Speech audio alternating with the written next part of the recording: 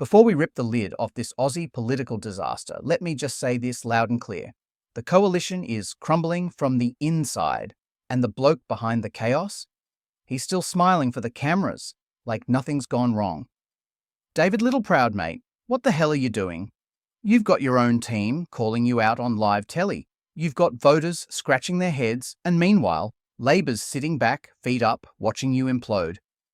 If you reckon this is leadership, then I've got beachfront property in Alice Springs to sell you. Before we rip into this Nationals Party implosion, where Littleproud gets called a liar, MPs plot a coup, and the coalition collapses harder than a $2 camp chair. Smash that like button like you're booting bad leadership out of the bush. Subscribe if you're sick of party room puppets. And grab the "Is this the better Australia you promised" tee. Links in the description before they sell out faster than a backroom deal. Now here's the kicker. This ain't just about some dusty backroom squabble between the Nationals and the Libs. Nah, this is about a total failure of trust, a breakdown of unity, and one almighty backflip that could wreck what's left of the Aussie political right. Colin Boyce, Nationals MP, straight up called Littleproud a liar. On camera. No sugarcoating, no fancy spin, just raw, blunt outrage. And you know what? He's not wrong. The man reckons he and his mates were misled about scrapping the coalition agreement. Not consulted. Not involved. Just served cold policy decisions like stale toast at a servo brekkie. And while all that's brewing, the average Aussie is sitting at home, trying to make sense of it all. Wondering if anyone in Canberra's got a bloody clue what they're doing. We're in the middle of a cost of living crisis. Mortgage stress is biting harder than a croc in the top end. And instead of leading, Littleproud's got his own side turning on him like seagulls at a fish and chip shop. Boyce said it plain. How can you support a bloke who misleads the party room? And honestly, that's a fair question. If the leader of the Nationals is making executive decisions without proper party room input, what does that say about the integrity of the whole operation? We're not talking about minor issues here. These are the kind of decisions that decide the direction of conservative politics in Australia. And Littleproud's flying solo like a cowboy on a busted quad bike. And here's the part that really boils my blood. This wasn't just some innocent mix-up. Nah. According to Boyce, the whole split from the coalition was based on bad advice. Straight up wrong info. And yet they acted on it anyway. Makes you wonder who's actually running the show, doesn't it? Is Littleproud calling the shots, or are there unelected backroom puppeteers feeding him garbage with a silver spoon? Now let's talk about cabinet solidarity. You ever hear such a clown show in your life? Apparently, they were expecting to enter a coalition where one side could just casually disagree with cabinet decisions. Mate, that's not a partnership. That's political Tinder with ghosting rights. It's not how a functioning government should operate. If your team's not rowing in the same direction, you're just going to go round in circles. And right now, the coalition's spinning like a Woolies trolley with a busted wheel. Boyce reckons Littleproud fronted up with 4 major policy positions. Big stuff like gas, energy and tax. And didn't even bother running it past the room. He just walked in, laid it out, and expected a rubber stamp. That's not leadership. That's dictatorship in a blue tie. And you know what's worse? These weren't just minor policy tweaks. These were things that directly impact electorates like Boyce's. Places like Gladstone, where the gas industry is already hanging by a thread. And Littleproud's throwing around proposals with zero consultation? Mate, the bloke wouldn't last 5 minutes on a local council, let alone federal leadership. The way Boyce tells it, the leadership team's acting like they're the chosen ones. Arrogant. Detached. Expecting everyone else to just cop it sweet. And that arrogance is what's tearing the coalition apart. While Albanese is out here pushing his climate agenda and hiking taxes, the opposition's too busy fighting each other to offer a real challenge. We're talking about energy policies that could cripple central Queensland, tax reforms that squeeze retirees and workers alike, and no one's pushing back properly because the so-called leaders can't even keep their own party in line. And get this. There was a meeting that could have smoothed things over, maybe even restored a bit of unity. But guess who wasn't there? Colin bloody Boyce. On a plane, while all the backroom deals went down on Zoom. If that doesn't scream disorganization, I don't know what does. How the hell do you not schedule a party-defining meeting when one of your most vocal MPs can actually attend. It's amateur hour, and it's no wonder people are calling for new leadership when decisions are being made in echo chambers without key voices in the room. Scott Morrison, for all his flaws, actually had the right idea when he said the coalition should be focusing on defense, economy, and national security. You know, actual governing. But instead, Littleproud and his inner circle are stuck playing palace games, handing Labour a free ride to the next election. And the Australian people? We're the ones getting shafted in the meantime. The Nationals have become a circus, and Littleproud's the ringmaster without a plan. And don't get it twisted, Boyce isn't angling for the top job. At least not publicly. But his words hit harder than a stubbed toe on a Queenslander's deck. He wants leadership that listens, that builds consensus, not one that drops policy bombs without warning. The fact that no one is challenging Littleproud right now doesn't mean people are happy. It just means they're biding their time. Watching. Waiting. And when the time's right, you can bet your last Bunnings snag there'll be a showdown. Let's not forget, too, what this actually means for the future of Conservative politics in Australia. The coalition isn't just a brand, it's a strategy, a way to unify right-leaning voters and keep Labor in check. Without it, both the Libs and the Nats are just paddling upstream alone, and Labor gets free rein. And if Littleproud's happy to chuck that alliance in the bin based on bad info, what else is he willing to sacrifice? The voters who back the Nats aren't mugs. They're farmers, tradies, small biz owners, real people with real skin in the game. And they expect their leaders to stand firm, not flip-flop like a thonged-up tourist at Bondi. This whole fiasco proves one thing. Littleproud has lost control of his own party. And when you lose control of your team, how can you possibly lead a country? The media's spinning it like they've reached an agreement again, but don't be fooled. This isn't resolution. It's damage control. It's duct tape over a gaping crack in the hull. Boyce is still furious. The room's still fractured. And trust? That's gone, mate. You don't get that back with a handshake and a half-baked Zoom meeting. And here's where it gets real spicy. What if this wasn't a screw-up? What if Littleproud knew exactly what he was doing? Trying to edge out the old guard? Consolidate power? And turn the Nats into his personal cheer squad? Think about it. Dump the coalition.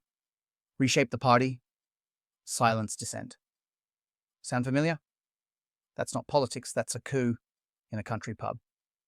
And the fallout? Oh, mate, we're only just getting started. There's already whispers of more MPs ready to speak out, ready to expose the rot. And when that happens, this won't just be Littleproud's problem.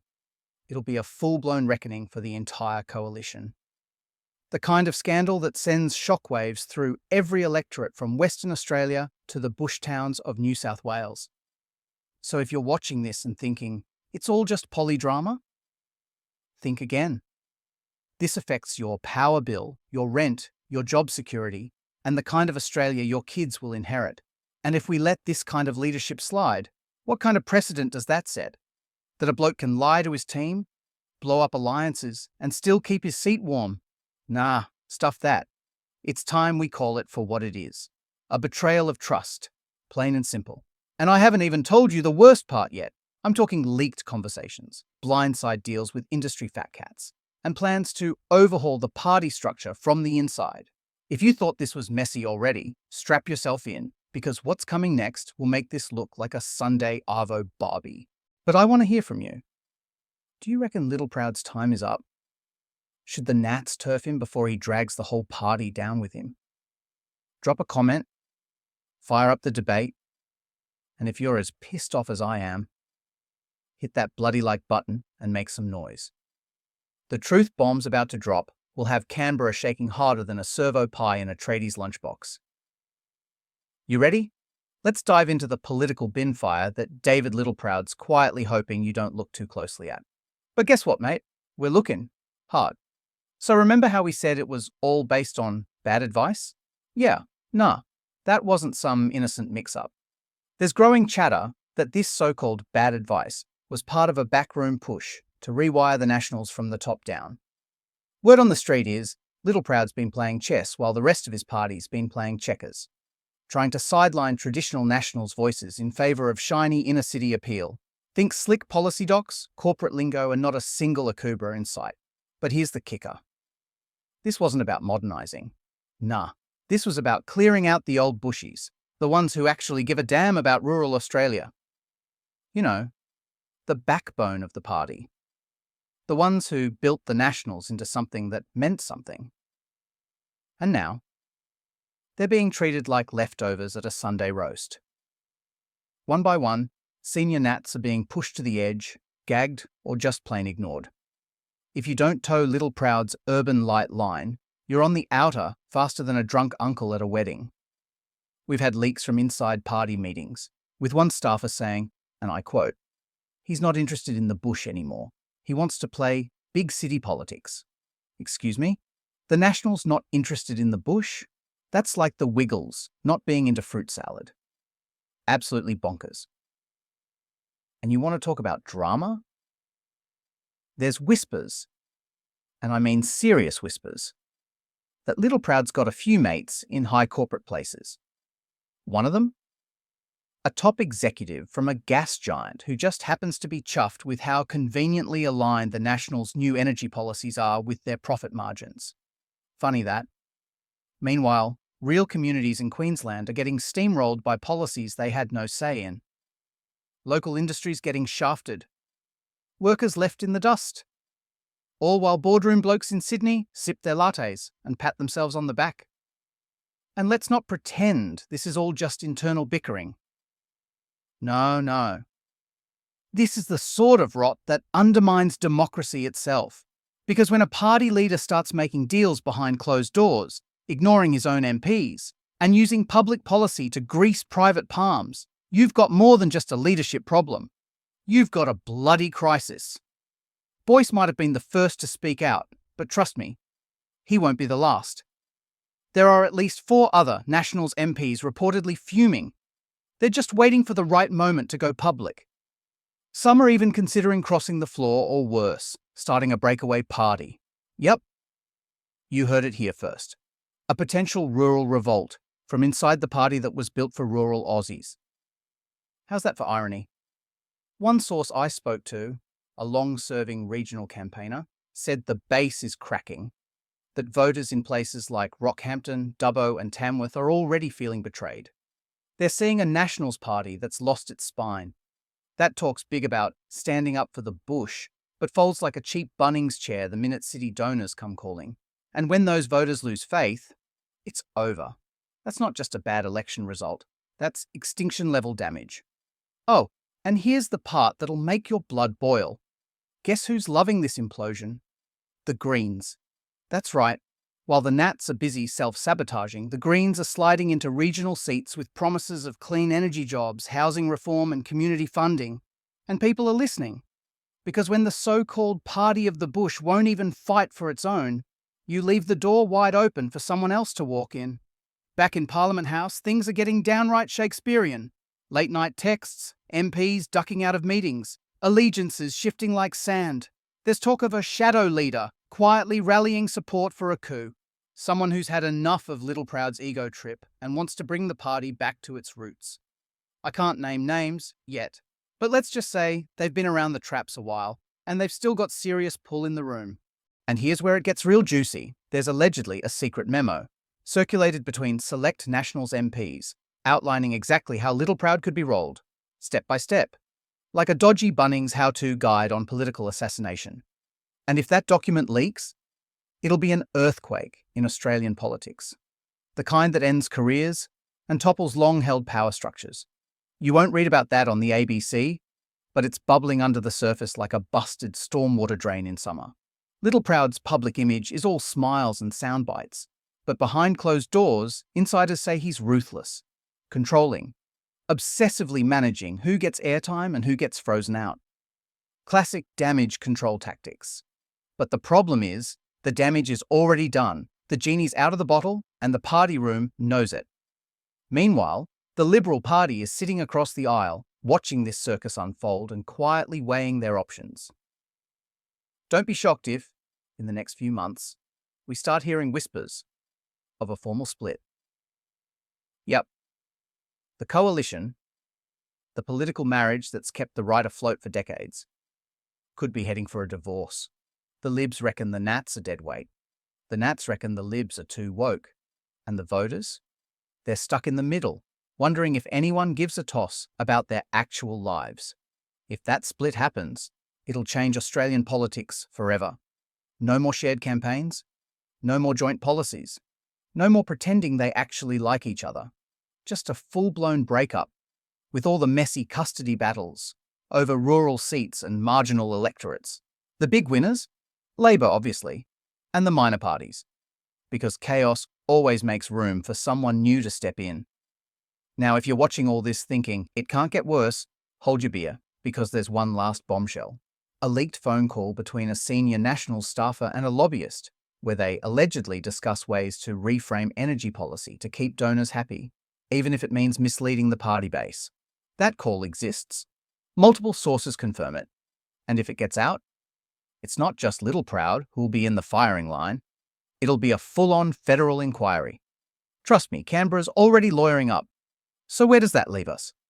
With a party on the brink, a leader clinging to power with white knuckles, MPs ready to rebel, voters waking up, and a future hanging in the balance. Littleproud wanted to centralise power. Instead, he's lit the fuse on a political implosion we haven't seen since Turnbull's ghost haunted the Liberal Party. This ain't just controversy. This is legacy-breaking, history-making political collapse. And the only question now is, who's going down with the ship? If you made it this far, you're officially part of the resistance. Hit that subscribe button. Share this video with every Aussie who's sick of being taken for a ride. And keep your eyes peeled, because the next chapter in this saga is going to be explosive. David Littleproud, if you're watching, you've got one last chance to fix this. Front the people, apologise, own your mistakes, or step aside and let someone with guts take the wheel. Because, mate, the bush is watching. And we don't forget. Catch you next time, legends.